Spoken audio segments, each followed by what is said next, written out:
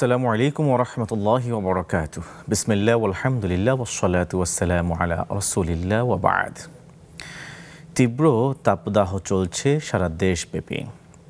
মানুষের জীবন ওষ্ঠাগত প্রায়। এরই মধ্যে সংবাদ মাধ্যম থেকে জানা গিয়েছে কতকের প্রাণও চলে গেছে। মানুষের পাশাপাশি ভালো নেই পশু পাখি অন্যান্য প্রাণীরাও। এই সময় দরকার এক পশলা বৃষ্টির। কেন এই তাপদাহ হয়ে থাকে, তাপদাহে করণীয় কি ইমানদারের জন্যে, এবং সর্বোপরি দেশের জনগণের করণীয় উচিত কি, এই বিষয়ে ইনশাআল্লাহ তাআলা কোরআন এবং সুন্নাহর আলোকে কথা শুনবো আজকের এই পর্বে। সুপ্রিয় দর্শক শ্রোতা, কাছে দূরে বিশ্বজুড়ে যে যেখান থেকে এই মুহূর্তে নেক্সাস টেলিভিশন দেখছেন, স্বাগত জানাচ্ছি আপনাদের প্রত্যেককে। আমি মোহাম্মদ হিদায়াতুল্লাহ।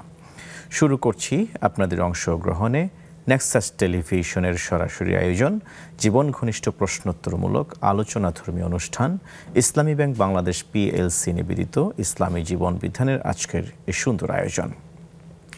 অনুষ্ঠানটি টিভি সেটের পাশাপাশি নেক্সাস টেলিভিশনের ফেসবুক পেজে সরাসরি সম্প্রচারিত হচ্ছে। যুক্ত হতে পারেন দর্শক আপনিও এই অনুষ্ঠানে যুক্ত হতে টিভি স্ক্রিনের প্রদর্শিত নাম্বারে ডায়াল করুন, কিংবা আপনাদের ব্যবহৃত মুঠোফোনের ফেসবুকের কমেন্টসের অপশনে গিয়ে অল্প কথায় স্পষ্ট করে আপনার জানতে চাওয়া বিষয়গুলি লিখে ফেলুন।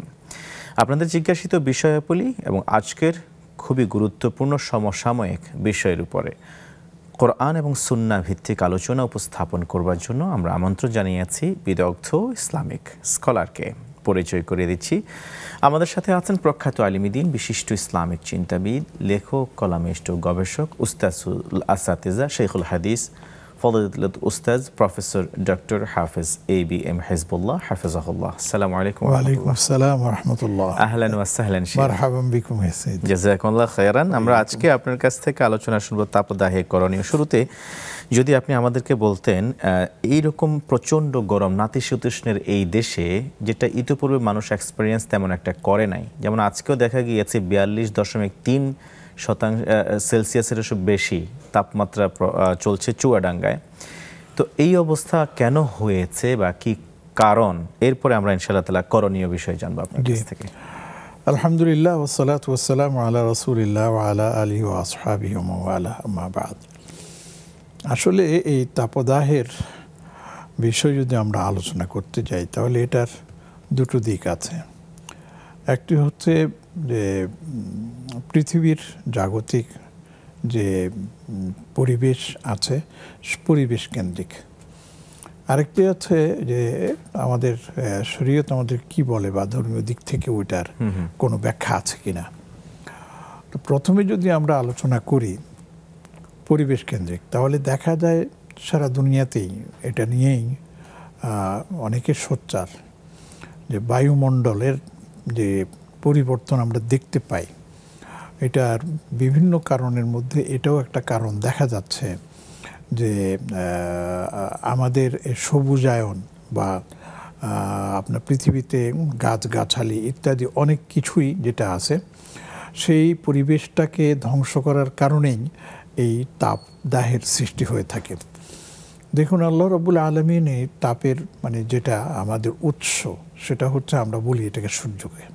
সূর্য থেকে গরমের উৎস শুরু হয় এবং সেটা ছড়িয়ে পড়ে বিভিন্ন দিক থেকে দিকান্তরে, এবং দেখা যায় কোথাও এটা খুব বেশি আক্রমণ করছে, আবার কোথাও দেখা যাচ্ছে দিনের পর দিন নয়, মাসের পর মাস ঠান্ডাই পড়ে যাচ্ছে, সেখানে তাপ তেমন উপলব্ধি হচ্ছে না। তো এই ক্ষেত্রে আমাদের পরিবেশবিদরা বলছেন যে আমাদেরকে এই ক্ষেত্রে আমাদের পরিবেশকে রক্ষা করতে হবে। যে যেমন নাকি এটা বৈজ্ঞানিকভাবেই আপনার নিশ্চিত করা হয়েছে যে তাপকে চুষে নেয়, শোষণ করে আপনার গাছগাছালির পাতা বা আপনার গাছগাছালির সবুজাংশগুলো আছে, এরা এটাকে শুষে নেয়। তো এই শুষে নেওয়ার কারণে তাপের একটা ভারসাম্য রক্ষা হয়, এবং যখন খুব বেশি আসে তখন এটা ধীরে ধীরে আপনার এটার ঊর্ধ্বগতি হতে থাকে। যেমন আমাদের দেশে এখন চলছে, যেটা বলছেন আজকে 42+ ছিল, এবং সামনে তো আশঙ্কা করা হচ্ছে, কেউ বলছে 45ও এক্সিট করতে পারে, কোথাও 50ও চলে যেতে পারে। যেমন বিশ্বের অনেক দেশে এটা ক্রস করে যায়। আবার নামতে নামতে এমনও হয়ে যায় যে আপনার সেটা মানে ইয়েতে মিনিমাইজ হতে হতে একবারে আপনার এই মাইনাসও চলে যায়। এটা হচ্ছে আসলে আল্লাহ রাব্বুল আলামিনের একটা কুদরতির আপনার মানে ফয়সালা বা কুদরতি, তার যে কুদরত, তার যে শক্তি, তিনি যে যখন যেখানে যেভাবে প্রয়োজন সেটা করতে পারেন, এটা হচ্ছে তার একটা বহির্প্রকাশ। দেখুন সব জায়গায় কিন্তু সমানভাবে চলে না। আমরা কিছুদিন আগেই দুই দিন আগেও আমরা দেখেছি কোথাও বন্যা হয়ে গেছে, বন্যা হয়ে শহর ডুবে গেছে, দুবাইতে গেছে, সে ডুবে গেছে। আবার আমরা সৌদি আরবে যে সময় ছিলাম সে সময় আমরা বৃষ্টি দেখা পেতাম না। বৃষ্টি যেদিন হতো সেদিন একটা আনন্দ উৎসবের আপনার চলতো, আমেজ চলতো। আর এখন সেখানেও আপনার প্রচুর বৃষ্টিপাত হচ্ছে। যে মরুভূমিতে পাথর নুড়ি ছাড়া আর কিছু দেখা যেত না, সেখানে পাথর নুড়ি এখন আপনার সবুজায়নের ঢেকে গেছে।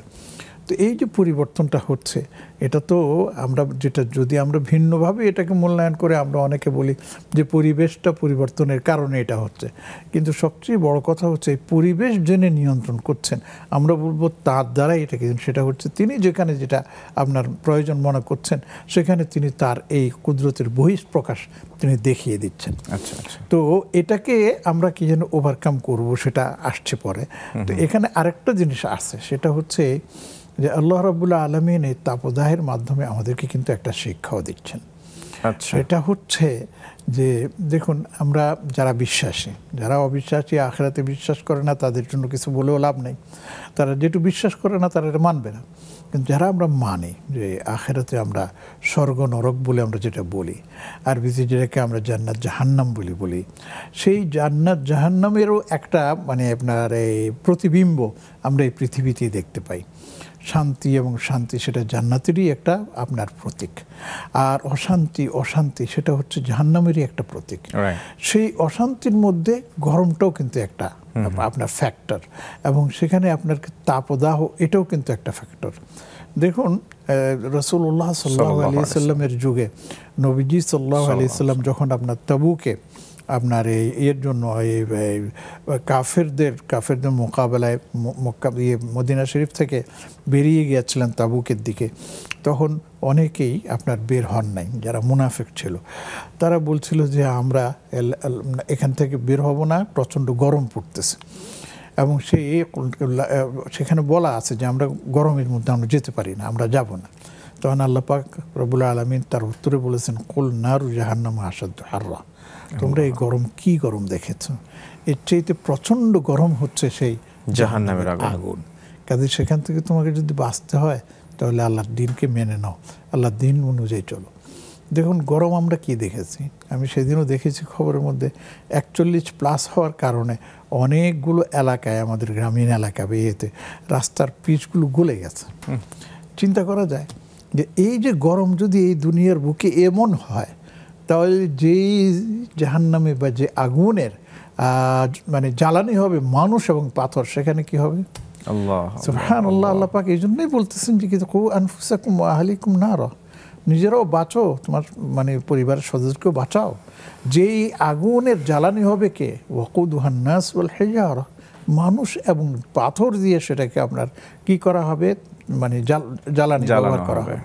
তো সেই গরমের কথা আমরা কিভাবে চিন্তা আল্লাহ তাআলা আমাদেরকে হেফাজত করুন এবং আল্লাহ তাআলা আমাদেরকে রহমতের বৃষ্টি দিয়ে সিঞ্চিত করুন। আমরা সেটি জাযাকাল্লাহ খাইর। শেখ, আমরা একজন দর্শক থেকে ফোন নিয়ে নিচ্ছি। আসসালামু আলাইকুম ওয়া রাহমাতুল্লাহ। দর্শক কে কোত্থেকে কোন বিষয় জানতে চান? ওয়া আলাইকুম আসসালাম ওয়া রাহমাতুল্লাহি ওয়া বারাকাতুহু।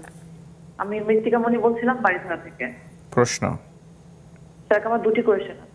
জি। ফার্স্ট কোয়েশ্চেন হচ্ছে যে যেহেতু আমার আব্বু নাই, আমার আম্মু তো এখন একজন উইডো, তো দেখা যায় আমাদের গ্রামের বাড়িতে আমাদের কিছু রিলেটিভ আছে, এরা এদের বিয়ে শাদীতে আমাদের যখন ইনভাইট করে তখন দেখা যায় এরা না, এটা নেইবার আছে কিছু, এরা আমার আম্মুকে দেখা যায় কোনো কিছু ধরতে গেলে বা কোনো কিছু করতে গেলে বাধা দেয়, বলে যে উনি ধরতে পারবে না, উনি এটা করতে পারবে না, কারণ উনি তো উইডো। আচ্ছা। তো এগুলা আম্মুকে অনেক কষ্ট দেয়। আর এই ধরনের কোনো আসলে এগুলো তো যে কুসংস্কার, এগুলো তাদেরকে আমরা বোঝাতে পারি না, তাদেরকে বোঝাতে চেষ্টা করেছি বাট পারি নাই। তারা ওগুলো বুঝতে চায় না। তারা বলে আমরা নাকি নতুন নিয়ম চালু করি, এটাই নাকি আসলে নিয়ম, এটাই নাকি রূপ।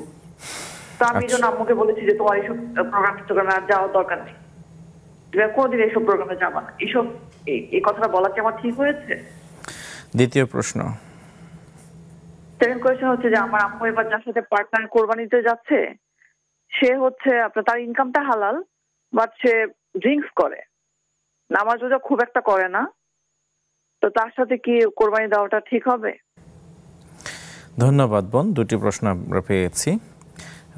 আমাদের বিজ্ঞ আলোচক ইনশাআল্লাহ তাআলা আপনার দুটি প্রশ্নের সহজ সমাধান দিবেন এই পর্যায়ে। শেখ আমরা আমাদের বোন মৃত্তিকামণি দর্শক বাড়িধারা থেকে যুক্ত হয়েছেন।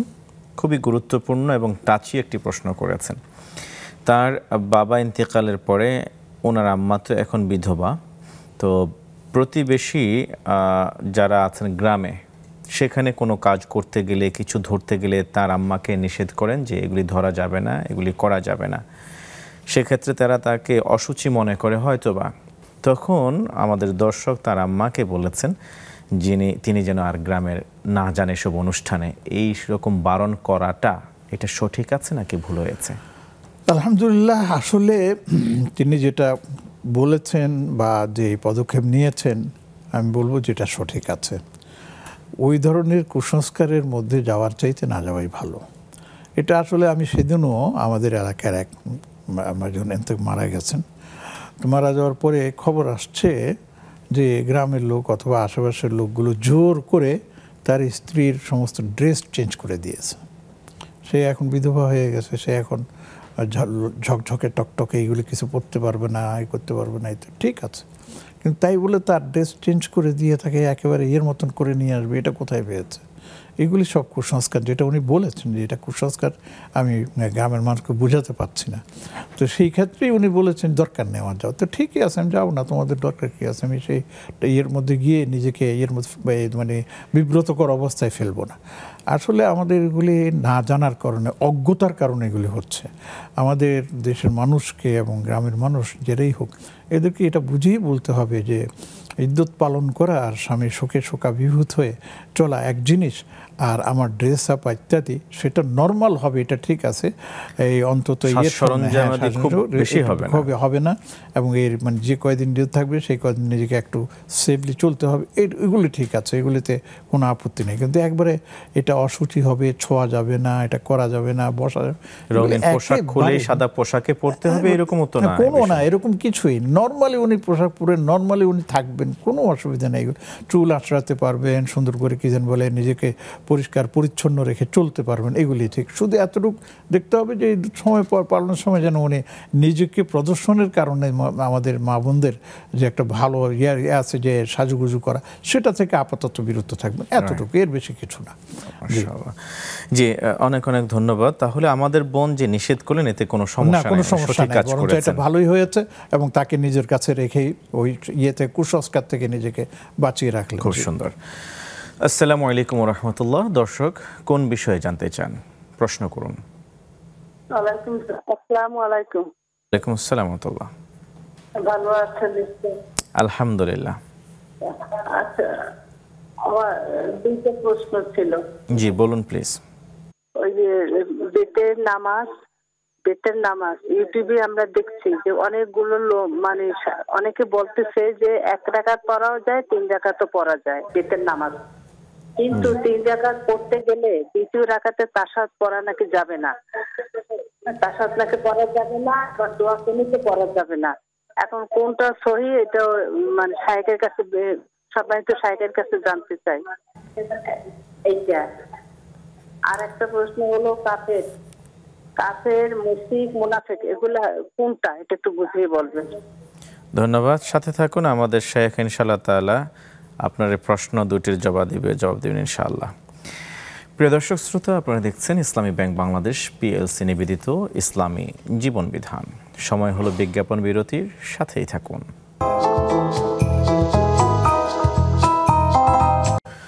আসসালামু আলাইকুম ওয়া রাহমাতুল্লাহি ওয়া বারাকাতুহু। স্বাগত আরও একবারের মতো। প্রিয় দর্শক শ্রোতা, আপনারা দেখছেন ইসলামী ব্যাংক বাংলাদেশ পিএলসি নিবেদিত ইসলামী জীবন বিধান, সরাসরি প্রশ্নোত্তরমূলক আলোচনা ধর্মীয় অনুষ্ঠানের আজকের বিষয় তাপদাহে করণীয় গুরুত্বপূর্ণ এই বিষয়ে আলোচনা রাখছেন ফজিলাতুল উস্তাজ প্রফেসর ডক্টর হাফেজ ABM হিজবুল্লাহ হাফেজাহুল্লাহ। স্বাগত শেখ আর একবার মতো।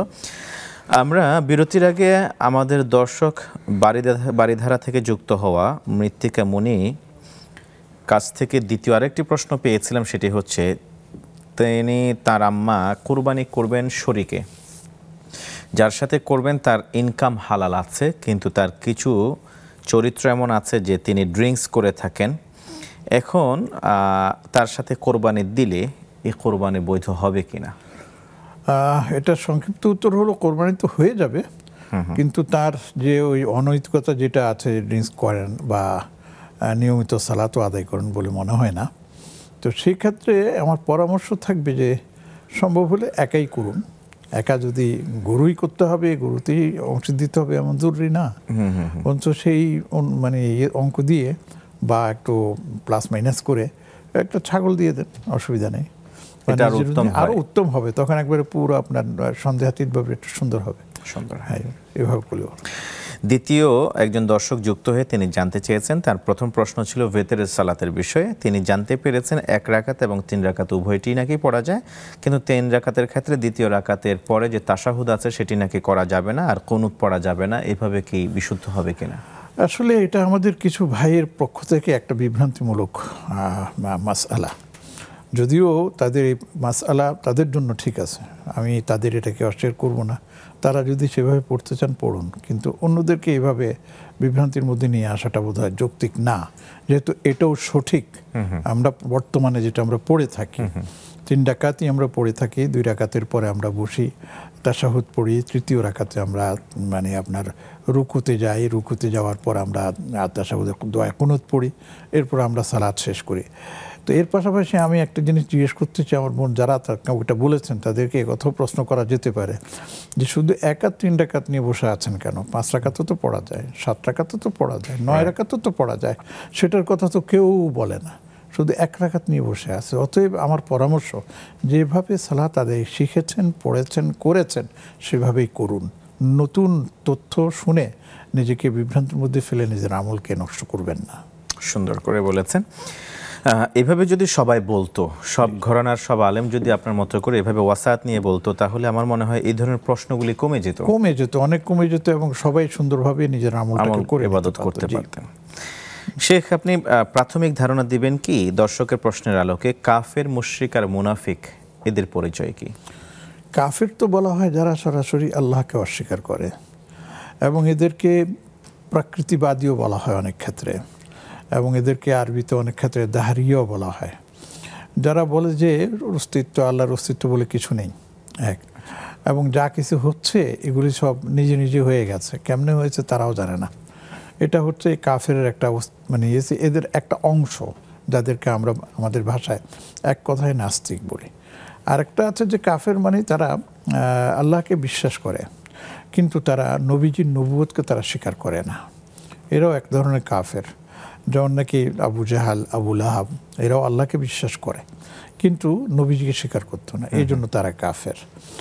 আর মুশরিক যারা বলা হয় তারা হচ্ছে যে আল্লাহকে তারা স্বীকার করে, আল্লাহর অস্তিত্ব তারা মানে, আল্লাহ ভালো মন্দ করেন সেটাও তারা মানে, কিন্তু পাশাপাশি তারা মনে করেন যে আল্লাহর কাজ শেষ হয়ে গেছে এবং তিনি অন্যকে দ্বারা বিভিন্ন কাজ করিয়ে নেন।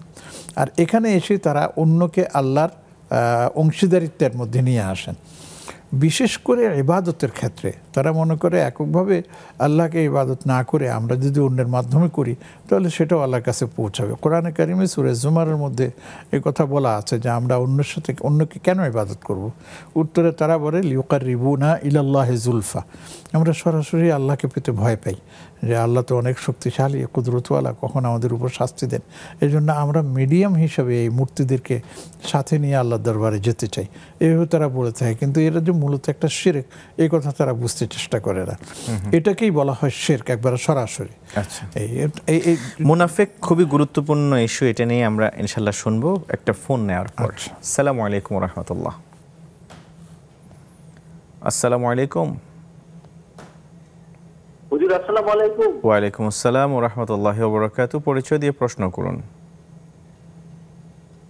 হুজুর ইব্রাহিম তাহিরপুর, ঢাকা ক্যান্টনমেন্ট এলাকা থেকে ডাক্তার মোহাম্মদ জাহিদ হোসেন লোটাস বলছি। জি প্লিজ, প্রশ্ন।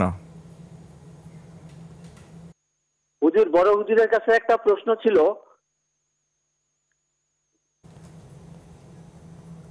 হুজুর, আমরা যে মরণোত্তর চক্ষু দান করি আর মরণোত্তর লিভার কিডনি দান করি, তো এই ক্ষেত্রে আমরা মানে মরণোত্তর চক্ষুদানটা সাধারণত ডাক্তারি শাস্ত্র মতে রোগী মারা যাওয়ার 6 ঘন্টা থেকে 12 ঘন্টার মধ্যে কর্নিয়াটা কালেক্ট করে অন্ধ রোগীকে প্রতিস্থাপন করলে অন্ধ রোগী সুস্থ হয়ে যেতে পারে, আল্লাহ যদি সুস্থ করে। আর লিভার এবং কিডনির ক্ষেত্রে ওই রোগী, যেসব রোগী আইসিইউতে থাকে তারা মারা যাবে কনফার্ম, এই রোগীগুলিকে তাদের আত্মীয় স্বজনকে মোটিভেশন করে তাদের সিগনেচার নিয়ে শেষ নিঃশ্বাস ত্যাগ করার আগেই তাদের লিভার কিডনি সংগ্রহ করে ওইটা প্রতিস্থাপন করা হয়। তো এই দুইটা বিষয় মানে মরণোত্তর চক্ষুদান, লিভার দান, কিডনি দান, এই বিষয়গুলি শরীয়তের দৃষ্টিতে মানে জায়েজ কিনা বা সঠিক কিনা দয়া করে জানালে খুব খুশি হব হুজুর। সুন্দর প্রশ্ন করেছেন, সাথে থাকুন। শেখ, মুনাফিক কারা আসলে? আসলে এই প্রশ্নটা তো আমার নিজের কাছেও আপনাকে করতে হবে, সবাইকে। আসলে মুনাফিকটা হচ্ছে এমন একটা চরিত্র যাদের অন্তরে একরকম আর বাহ্যিক দৃষ্টিতে অন্যরকম। সোজা কথা আমরাও মানুষকে বলি, মিয়া মুনাফিকি করো কেন, মুখে এক কথা বলো আর অন্তরে আর এক কথা রাখে কোনো, এটাই হচ্ছে মুনাফিক।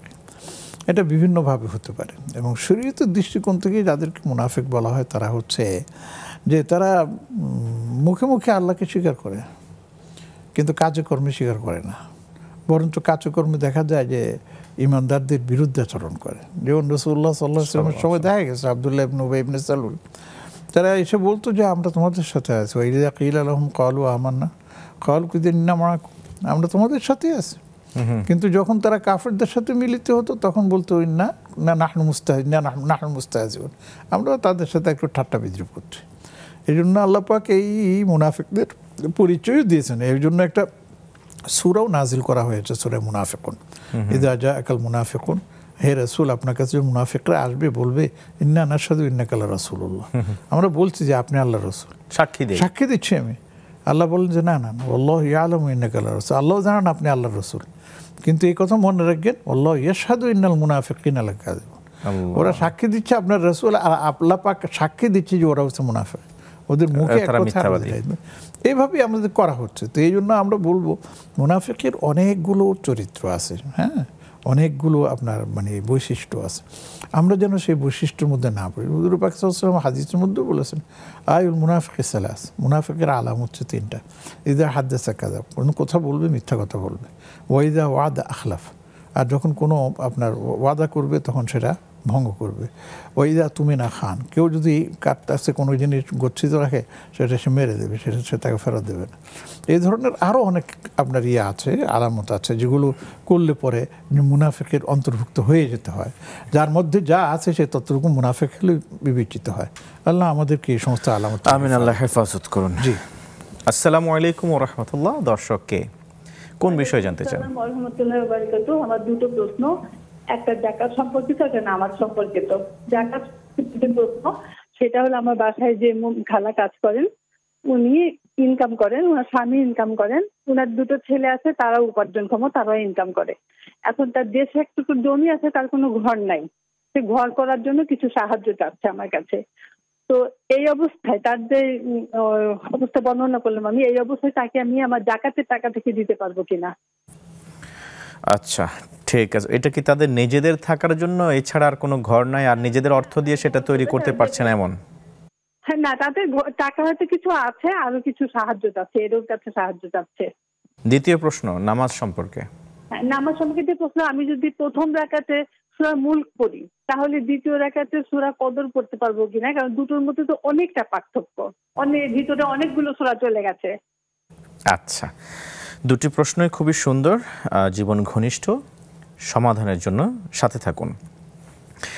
শেখ আমাদের একজন দর্শক ঢাকা ক্যান্টনমেন্ট থেকে যুক্ত হয়ে জানতে চেয়েছেন জাহিদুল ইসলাম নামে, মরণোত্তর চক্ষু, কিডনি এবং লিভার এগুলি দান করার বিষয়ে তিনি চক্ষু কত ঘন্টা থেকে কত ঘন্টার মধ্যে দিয়ে প্রতিস্থাপন করলে অন্ধরোগী সুস্থ হয়ে যাবেন এবং কিডনি লিভার কখন দান করতে হবে এই বিষয়ে তিনি ব্যাখ্যা দিয়েছেন, সেটা আপনিও শুনেছেন, আমি সেই ব্যাখ্যা দিকে যাচ্ছি না। এখন শরীয়তের আলোকে এইরকম চক্ষু কিডনি লিভার দান করা বৈধ কিনা?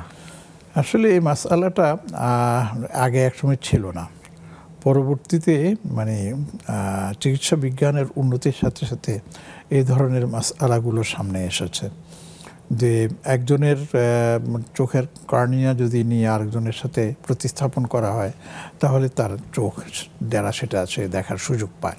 নির্ধারিত সময় আছে, সময়ের ভিতরে এটা করতে হবে। আবার যেমন কিডনির কথা বললেন বা লিভার প্রতিস্থাপন কথা বললেন, সেগুলো তারা সংরক্ষণ করে জমা করে রাখে, কারো প্রয়োজন হয় তারপর সেটা আপনার সেখানে প্রতিস্থাপন করা হয়। আবার আমরা এই ধরনের কথাও শুনি অনেক জায়গায় যে এই কিডনি বেচা কেনাও হয়, বিক্রিও হয়, এই ধরনের কথা আছে। তো এটার সংক্ষিপ্ত উত্তর হচ্ছে বেচা কেনা জায়েজ নেই, একেবারেই এটা স্বতঃসিদ্ধ কথা, সবার একমত যে মানুষের মানব অঙ্গ প্রত্যঙ্গ, সেটা যে কোনো অঙ্গ প্রত্যঙ্গ হোক, এটা পয়সার বিনিময়ে এটা লেনদেন করা যাবে না, এটা বিক্রিযোগ্য কোনো আপনার পণ্য নয়। এখন যদি কেউ তার নিজের পক্ষ থেকে সেটা যদি দান করতে চান, এ ব্যাপারে কেউ কেউ মত দিয়েছেন যদি এর দ্বারা যদি অন্য কোনো মানুষের উপকার হয় তাহলে সে সেটা করতে পারবে, কিন্তু পণ্য হিসাবে সেটা বিক্রি করতে পারবে না বা করতে পারবে না, সেটার কথা ব্যাপারে আছে। তাহলে আমরা দেখতে পাই যে আলেমগণ বর্তমান সময়ে বিজ্ঞানের যুগে যে এগুলো মানে আপনার আলোচনা করে ফাকিহগণ মুফতিগণ বলছেন যে এটার একটা সুযোগ তারা দিয়েছেন। খুব সুন্দর করে সমাধান দিয়েছেন, জাযাকাল্লাহ খাইরান। প্রিয় দর্শক শ্রোতা, আপনারা দেখছেন ইসলামী ব্যাংক বাংলাদেশ পিএলসি নিবেদিত ইসলামী জীবন বিধান। অনুষ্ঠানে ফিরবো ইনশাআল্লাহ তাআলা সংক্ষিপ্ত বিরতির পর, সাথেই থাকুন।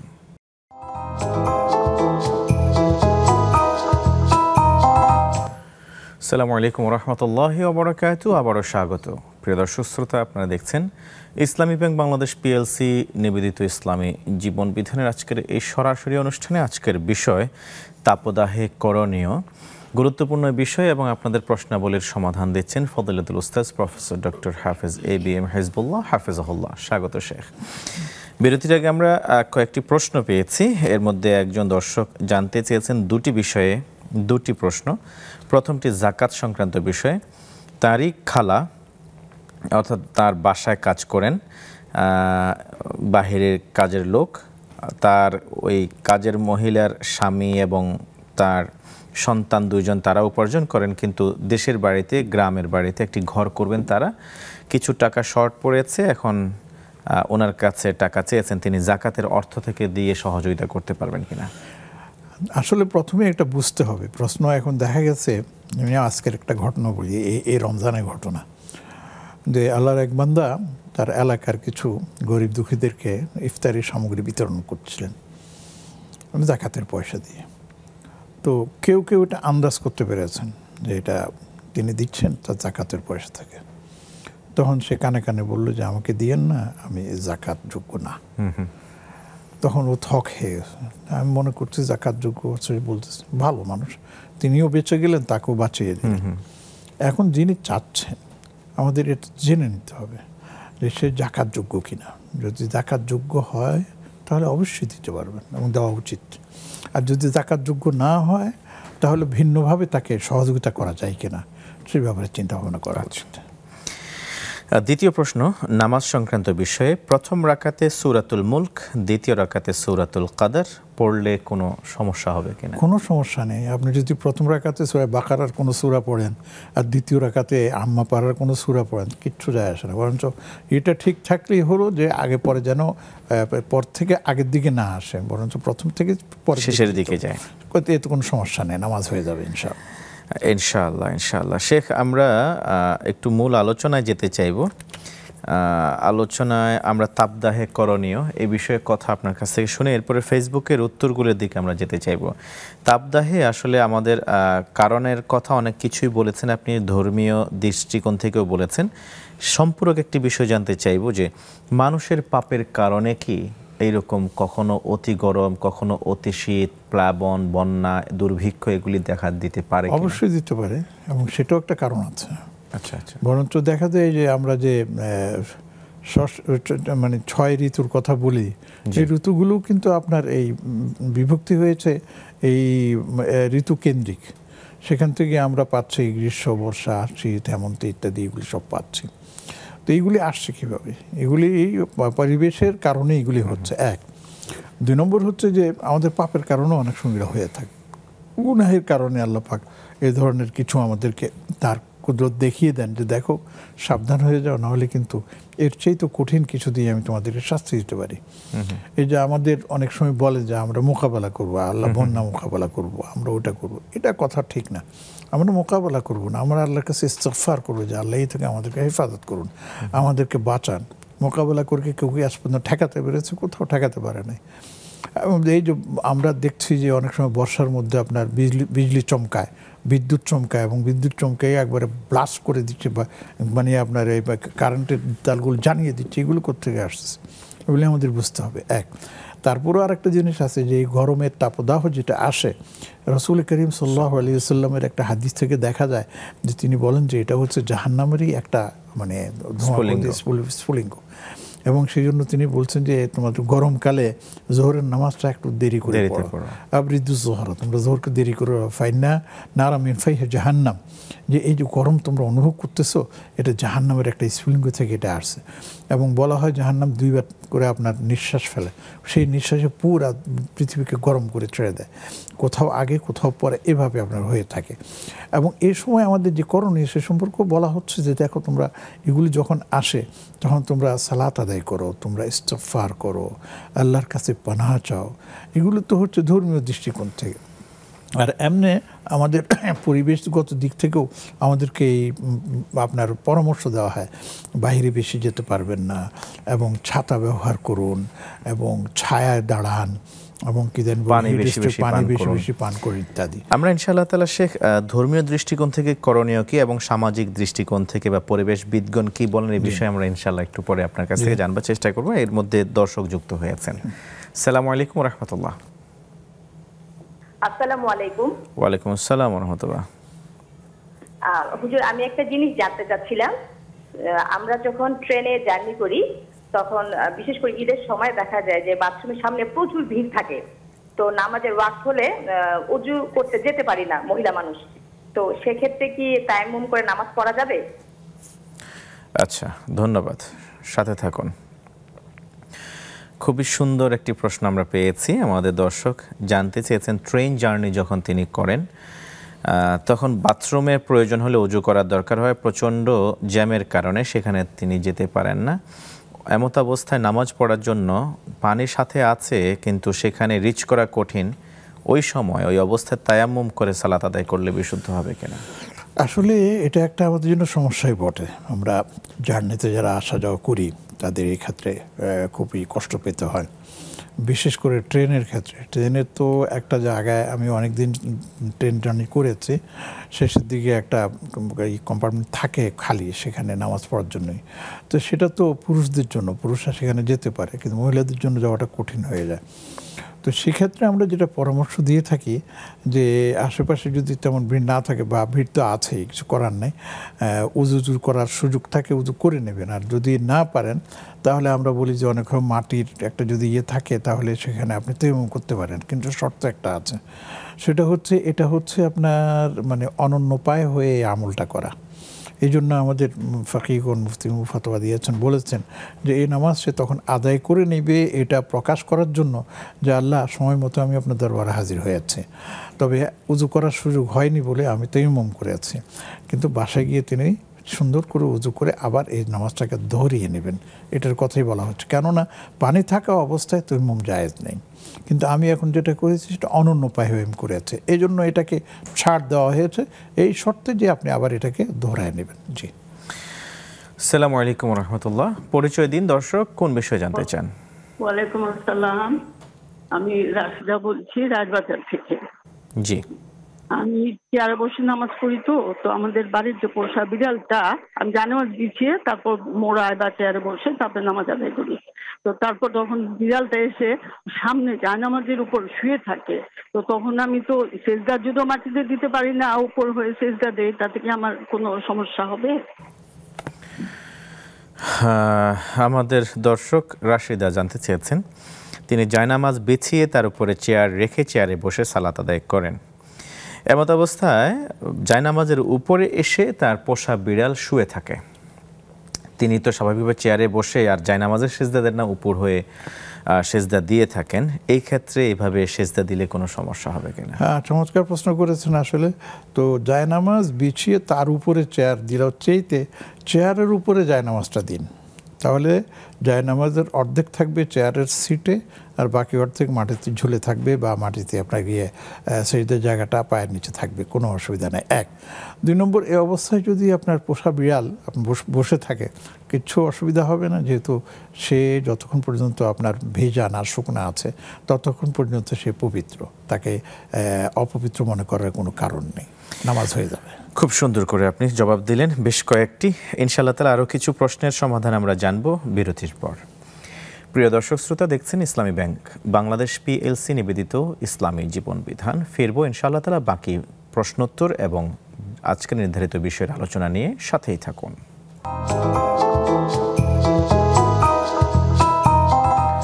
আসসালামু আলাইকুম ওয়া রাহমাতুল্লাহি ওয়া বারাকাতুহু। স্বাগত জানাচ্ছি প্রিয় দর্শক শ্রোতা আপনাদের সবাইকে নেক্সাস টেলিভিশনের সরাসরি আয়োজন ইসলামী ব্যাংক বাংলাদেশ PLC নিবেদিত ইসলামী জীবন বিধানের আজকের এই অনন্য সাধারণ এই সুন্দর আয়োজনে আজকের আলোচনার বিষয় তাপদাহে করণীয়। গুরুত্বপূর্ণ এই বিষয়ে আলোচনা রাখছেন এবং আপনাদের প্রশ্নাবলীর কোরআন এবং সুন্নাহ ভিত্তিক বিশুদ্ধ জবাব দিচ্ছেন ফজিলাতুল উস্তাজ প্রফেসর ডক্টর হাফেজ ABM হিজবুল্লাহ হাফেজাহুল্লাহ। স্বাগত শেখ। আমরা এবার ফেসবুক থেকে কিছু প্রশ্ন নিতে চাই। আমাদেরকে প্রশ্ন করেছেন সুবর্ণশিলা আইডি থেকে, ছাগি দিয়ে ছেলে বাবুর আকিকা দেওয়া যাবে কিনা? জি, দেওয়া যাবে, কোনো অসুবিধা নেই। আচ্ছা, শাহানা আহমেদ লিখেছেন ফেটে যাওয়া প্লেটে খাওয়া যায় না, এমন কথাকে সঠিক কিনা, ইসলাম কি বলে? এটা একটা কথা মানে প্রচলিত আছে যে ভাঙ্গা অথবা ফেটে যাওয়া গ্লাস হোক প্লেট হোক যে কিছু এগুলো ব্যবহার না করা উচিত। অনেকে বলেন এগুলি দারিদ্রতা ডেকে আনে, তবে এই প্রসঙ্গে আমরা তেমন কিছু পাইনি। তবে এমনি পরামর্শ হলো যে এগুলি ব্যবহার না করে যদি ভালোটা ব্যবহার করা যায় সেটাই উত্তম। মুসলমান তো মানে সেলফ স্টিম আভিজাত্য বজায় রাখবেন। ওনার যদি সামর্থ্য থেকে থাকে তাহলে তিনি ভাঙা প্লেটে খেতে যাবেন কেন? এখানে শরিয়ার দৃষ্টিভঙ্গি তো আলাদা। জি। মাহমুদুল হাসান সুমন তিনি জানতে চেয়েছেন ইসলামী জীবন বিধান এই অনুষ্ঠান দিনের বেলায় পূর্ণ প্রচার কয়টা বাজে হয়? প্রতিদিন 4টা থেকে 5টা, বিকেল 4টা থেকে 5টায় আপনারা পূর্ণ প্রচার দেখতে পাবেন এবং সকাল 9টা থেকে 10টা এই সময়ও পূর্ণ প্রচার হয়। অর্থাৎ সরাসরি অনুষ্ঠান প্রতি রাত 11টা থেকে 12টা, পরের দিন সকাল 9টা থেকে 10টা এবং বিকেল 4টা থেকে 5টায় ইসলামী ব্যাংক বাংলাদেশ PLC নিবেদিত ইসলামী জীবন বিধান এই অনুষ্ঠানটি পুনঃপ্রচার করা হয়। আমরা আরেকটি প্রশ্ন নেব। আচ্ছা, আমাদের আরোহী নিশা তিনি জানতে চেয়েছেন, আমি রাজশাহী থেকে বলছি, কোনো ব্যক্তির আকিকা দেয়া না থাকলে তার নামে কি কোরবানি দেওয়া যায় না? অবশ্যই যায়। আকিকা দেওয়াটা হচ্ছে আল্লাহ রাসূল সাল্লাল্লাহু আলাইহি ওয়াসাল্লামের পক্ষ থেকে একটা সুন্নাত। আপনি যদি সেটা সামর্থ্য থাকা অবস্থায় দেন তো খুবই ভালো কথা, না দিলে কোনো গুনাহ হবে না। কিন্তু কোরবানি হচ্ছে যদি আপনি নেশাব পরিমাণ সম্পদের মালিক হয়ে থাকেন তাহলে তার জন্য আপনার কোরবানি দেওয়াটা ওয়াজিব। দুটোর মধ্যে আকাশ পাতাল বেশ কম। কাজেই যদি কোরবানির যোগ্য আপনি হয়ে থাকেন অবশ্যই কোরবানি দেবেন। তা আপনি আকিকা দিতে পারলেন কি পারলেন না সেটা বিষয় না। সুন্দর করে বলছিলেন শেখ। তিনি তার প্রশ্নের শেষাংশে তিনি বলেছেন যে শুনেছি কোরবানি দিতে হলে আগে আকিকা দিতে হবে। না, এই কথাটা ভুল। এই কথাটা ভুল। আকিকা না দিয়ে কোরবানি দেওয়া যাবে না, এই কথাটা ঠিক নয়। বরঞ্চ এই কথাটা যদি কেউ বলতো যে আপনি যেহেতু আকিকা কোরবানি দেবেন তার সাথে একটা আকিকাও দিয়ে দেন, এটা হলো তো মানা যেত। আর যদি আকিকা না দিয়ে কোরবানি দেন কোরবানি হয়ে যাবে, কোনো সমস্যা হবে না। জি, ধন্যবাদ। খুব সুন্দর করে আপনি বললেন শেখ। আমরা আমাদের দর্শক যারা ইতিমধ্যে জানতে চেয়েছেন অনেকেই যে পুনঃপ্রচার কখন হয়, আমাদের একটু কারেকশন আছে। সেখানে ভোর রাত 4টা থেকে 5টা এবং সকাল 9টা থেকে 10টা। আমি আরও একবার বলছি, ইসলামী ব্যাংক বাংলাদেশ PLC নিবেদিত ইসলামী জীবন বিধান সরাসরি এই অনুষ্ঠানটি প্রতি রাত 11 থেকে 12টায় সরাসরি অনুষ্ঠিত হয়। সম্প্রচারিত হয় এবং ভোর রাত 4টা থেকে 5টায় পুনঃপ্রচার এবং পরের দিন সকাল 9টা থেকে 10টায় পুনঃপ্রচার করা হয়। ধন্যবাদ জানতে চাওয়ার জন্য, আশা করি জবাব পেয়েছেন। শেখ, আমরা মূল আলোচনায় ফিরতে চাইব তাপদাহে করণীয়। এই যে প্রচণ্ড গরম অতিষ্ঠ আমাদের জীবন, শরীর দৃষ্টিকোণ থেকে যদি আপনি বলতেন এই সময় কি করলে আল্লাহ সুবহানাহু ওয়া তাআলার দয়া পরবশ হয়ে তিনি আমাদের জন্য সাহায্য পাঠাবেন, তিনি হয়তোবা আবহাওয়া ঠান্ডা করে দিবেন বৃষ্টি ছাড়াই, অথবা বৃষ্টির প্রয়োজন হলে তিনি বৃষ্টি দিবেন, কি করা দরকার? আসলে সবচেয়ে বড় কথা হচ্ছে আমরা এই তাপদাহকে কিভাবে নেব।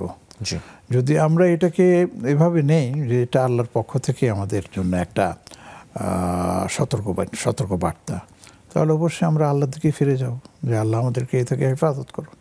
আমরা তার কাছে ইস্তিগফার করতে থাকবো, আমরা তওবা করতে থাকবো, আমরা গুনাহ থেকে বেঁচে থাকার চেষ্টা করব, আমরা অন্যায় করব না, আল্লাহর সাথে আমরা মানে সৎ ওয়াদা করবো, প্রতিজ্ঞা করবো আল্লাহ আমাদেরকে বাঁচান, আমাদেরকে হেফাজত করুন। কারণ এই কথা সবাই মানে, আমরা যারা যতই প্রাকৃতিবাদী হই বা যেটাই হই, সবাই এই কথাটা মানেন যে এর পিছনে একজন মহান সত্তা আছে যিনি এগুলোকে কী করেন, কন্ট্রোল করেন। আচ্ছা, 1 নম্বর দেখুন, এত তাপদাহ হয়, তার ভিতরে কিন্তু আবার বজ্রসহ বৃষ্টিপাত হয়। এবং এই বজ্রটা আসে কোত্থেকে, এটা কিসের সৃষ্টি? অনেকে বিভিন্ন ধরনের মন্তব্য করেন, কিন্তু আল্লাহ রাব্বুল আলামিন কোরআনে কি বলেন? ওয়াইসাব্বিহুর রা'দু বিহামদিহি ওয়াল মালাইকাতু মিন খিফাতিহি ওয়া ইউরসিলুস সাওয়া'iকা ফায়ুসিবু বিহা মান ইয়াশা ওয়া হুম ইউজাদিলুনা ফিল্লাহ ওয়া হুয়া শাদীদুল মিহান। আরে এটা তো হচ্ছে ফেরেশতাদের পক্ষ থেকে আকাশকে নিয়ন্ত্রণ করা হয়, মেঘমালাকে নিয়ন্ত্রণ করা হয়, তাদেরকে হাঁকিয়ে বাড়ানো হয়, এই তুমি ওদিকে যাও, তুমি ওদিকে যাও, ওখানে বৃষ্টিপাত দাও, এখানে বৃষ্টিপাত দাও। আমরা তো বলি এটা আপনার জলোচ্ছ্বাস থেকে উপরে বা জলের ইয়েতে উপরে উঠে সেটা হয়ে মেঘের আকৃতি ধারণ করে, সেখান থেকে বৃষ্টিপাত হয়। এবং এখন তো কৃত্রিম বৃষ্টিপাতেরও ব্যবস্থা করা হচ্ছে, যে আপনার কি জানি বলে হেলিকপ্টার দিয়ে বা প্লেন দিয়ে উপরে গিয়ে কি পাউডার নিক্ষেপ করে, সেটা আবার আপনার পানিতে জমা হয়, সেখান থেকে আবার এর নাম কি আপনার বৃষ্টিপাত হয়। যেটা এই সাম্প্রতিককালে দুবাইতে যে ঘটনা ঘটে গেছে, অনেকে মনে করতেছে এই কৃত্রিমতার কারণে এ ধরনের ঘটনা ঘটছে। আসলে এটা যে যেভাবে বুঝছে সে সেভাবে বলছে, কিন্তু আমাদের দৃষ্টিভঙ্গি হচ্ছে এটা আল্লাহ পাকের পক্ষ থেকে এটা নিয়ন্ত্রিত। আল্লাহ পাকই এভাবে আপনার দেন। কোথাও আপনার বৃষ্টিপাত বজ্রসহ হয়, কোথাও বৃষ্টিপাত বজ্র ছাড়া হয়, কোথাও বৃষ্টিপাত জলোচ্ছ্বাসের আকার ধারণ করে, কোথাও বন্যার আকার ধারণ করে, এগুলি সব আল্লাহর পক্ষ থেকে হয়। আর সেই জন্য আমাদের যেটা করণীয় সেটা হচ্ছে আমরা আল্লাহর কাছ থেকে মাফ চাবো, আল্লাহর কাছে আমরা ক্ষমা প্রার্থনা করব। আর পার্থিব বিষয় যেটা আছে সেগুলোরও কতগুলি কারণ আমাদের সামনে আছে, বিজ্ঞান ভিত্তিক সেটা আছে, সেটার আকীদার সাথে এটার কোনো সংঘর্ষ নেই। যেমন গাছপালা বেশি বেশি লাগানো, গাছের কি জানি বলে আবার সূর্যায়ন বেশি বেশি করে করা, এবং আপনার এর নাম কি যে সমস্ত কারণে তাপ কি যেন আপনার কমে আসে সেই দিকে আমাদের দৃষ্টিপাত করা এবং সেভাবে আমাদের পরিবেশকে সাজানো, তাহলে ইনশাআল্লাহ অনেকটা আমরা সেটাকে কন্ট্রোল করতে পারবো, নিয়ন্ত্রণ করতে পারবো। জাযাকাল্লাহু খাইর। হাইয়াকাল্লাহ। আমরা একেবারে অনুষ্ঠানের শেষের দিকে, সর্বশেষে যদি সালাতুল ইস্তিসকা বিষয়ে কিছু বলতেন। সালাতুল ইস্তিসকা হচ্ছে যখন বৃষ্টি হয় না, বৃষ্টি না হওয়ার কারণে গবাদি পশু কষ্ট পায়, আপনার ফসলাদির ও উৎপন্নের মধ্যে মারাত্মক ব্যাঘাত ঘটে, সেই সময় সালাতুল ইস্তিসকা করার মানে বিধান আছে। নবীজি সাল্লাল্লাহু আলাইহি ওয়াসাল্লাম আপনার মিম্বরে খুতবা দিচ্ছিলেন, একজন বেদুইন উঠে বসে ইয়া রাসূলুল্লাহ দোয়া করুন, আমাদের গাছপালা মরে যাচ্ছে, পশু প্রাণীগুলো ধ্বংস হয়ে যাচ্ছে। তখন নবীজি সাল্লাল্লাহু আলাইহি ওয়াসাল্লাম ওই মিম্বরে থাকা অবস্থায় হাত তুলে দোয়া করেছেন। দোয়া শেষ হওয়ার আগে বৃষ্টিপাত শুরু হয়ে গেছে। এইভাবে 1 সপ্তাহ চলতে লাগলো। পরের সপ্তাহে আবার যখন আসলো তখন সেই বেদিন বলে ইয়া রাসূলুল্লাহ দোয়া করুন, আমার তো সব ধ্বংস হয়ে যাচ্ছে। তখন নবীজি আবার দোয়া করলেন, তখন বৃষ্টি থেমে গেছে। তো সেটার একটা সুন্নতি প্রক্রিয়া আছে। যদি কোথাও এরকম অনাবৃষ্টি থাকে, সেখানের এলাকাবাসী খোলা ময়দানে গিয়ে নির্ধারিত তরিকায় পন্থায় আপনার সেই সালাতুল ইস্তিসকা আদায় করতে পারেন। ইনশাআল্লাহ এর ভালো রেজাল্ট অতীতে পাওয়া গেছে, সামনেও পাওয়া যাবে ইনশাআল্লাহ। আল্লাহ সুবহানাহু ওয়া তাআলা এই পরিবেশকে আমাদের অনুকূল করে দিন। আল্লাহ সুবহানাহু ওয়া তাআলা নাতিশীতোষ্ণ একটি আবহাওয়া তিনি আমাদের বাংলাদেশের জনগণকে দান করুন, এবং বিশেষ করে যারা বর্তমানে বন্যাগ্রস্ত আছেন আল্লাহ তাআলা তাদেরকেও হেফাজত করুন। জাযাকাল্লাহ খাইরান। প্রিয় দর্শক শ্রোতা, এতক্ষণ পর্যন্ত আপনারা দেখছিলেন ইসলামী ব্যাংক বাংলাদেশ পিএলসি নিবেদিত ইসলামী জীবন বিধান। আজ এই পর্যন্তই। তবে শেষ করবার আগে একটি দোয়া আমরা শিখিয়ে দিতে চাই। এই দোয়াটি আমরা বেশি বেশি করি। আল্লাহুম্মা আসকিনা আল গাইসা ওয়া লা তাজআলনা মিনাল কানিতিন। আল্লাহ তাআলা আমাদেরকে রহমতের বৃষ্টি দিয়ে সিঞ্চিত করুন, কিন্তু আমাদেরকে আপনি নৈরাশ্যবাদীদের অন্তর্ভুক্ত করবেন না। রব্বে কারীম আমাদের এই আবহাওয়াটাকে যেন তিনি আমাদের জন্য বসবাসের উপযোগী করে দেন, এই প্রত্যাশায় এই দোয়া করে আপনাদের প্রত্যেকের সুস্বাস্থ্য দীর্ঘায়ু কামনা করে ইসলামী ব্যাংক বাংলাদেশ PLC নিবেদিত ইসলামী জীবন বিধানের আগামী পর্ব দেখার উদাত্ত আহ্বান জানিয়ে আমি হেদায়েতুল্লাহ আজকের মতো শেষ করছি। সুবহানাকাল্লাহুম্মা ওয়া বিহামদিকা আশহাদু আল্লা ইলাহা ইল্লা আনত আস্তাগফিরুকা ওয়া আতুবু ইলাইক। ওয়াসসালামু আলাইকুম ওয়া রাহমাতুল্লাহি ওয়া বারাকাতুহু।